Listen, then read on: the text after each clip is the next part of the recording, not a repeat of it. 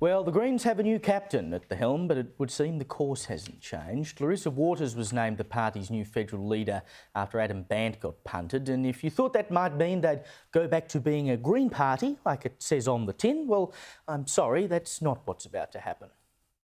We're the Greens, so of course we stand firm always on social justice and human rights. Whether that's First Nations justice, whether that's a free Palestine, whether that's peace and human rights globally, we will always be there calling out atrocities, calling out a genocide and standing strongly on social justice and human rights. I know a lot of wonderful Jewish voters who are backing the Greens because they don't want a genocide either.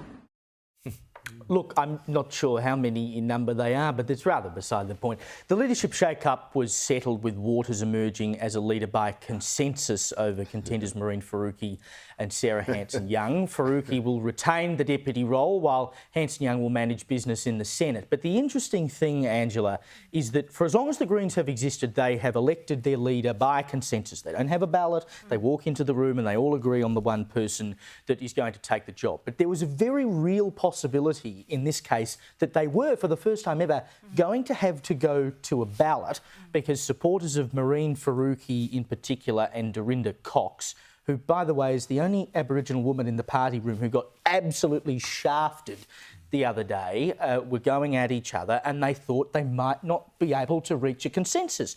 So it's very clear that after this election, in which, of course, they were destroyed in the lower house, but they now have the absolute balance of power in the Senate.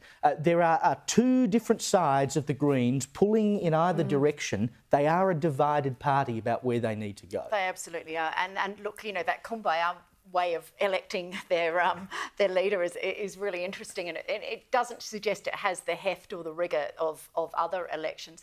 But look, I mean, the fact that your leader, that Adam Bandt, could be so comprehensively taken down in that election requires some self-reflection. And to see Larissa Waters getting up there and making such a provocative speech I think is really misguided.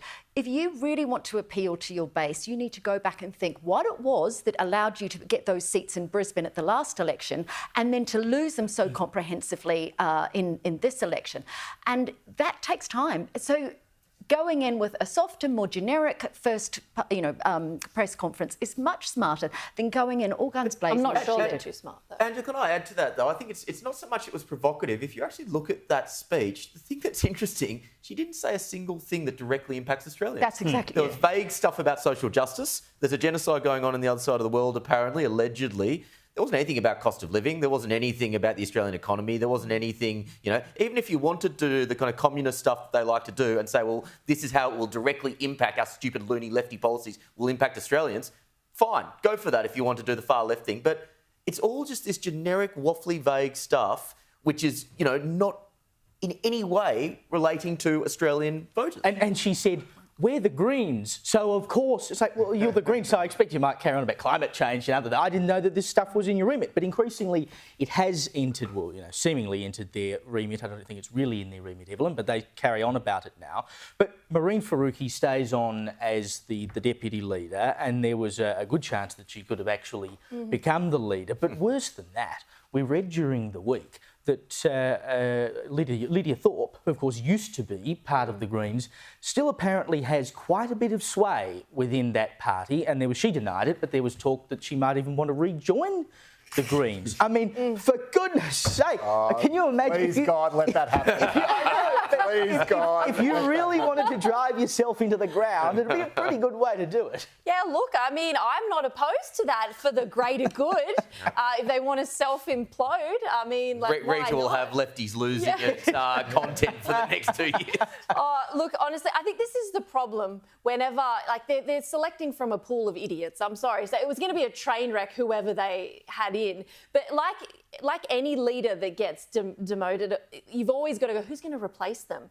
And, yeah, Mehreen Faruqi and some of the other people there, you think, wow, but But it's on brand. I didn't expect anything different from the Greens. I don't think anyone at home expected anything different from the Greens, but you hit the nail on the head. It's exactly the epitome of the Greens, is that they just say what they think that their little niche leftist echo chamber voters want them to hear, but it doesn't actually help Australians. They never really have helped Australians, and maybe we should just let them. Back in Bob Brown's day, they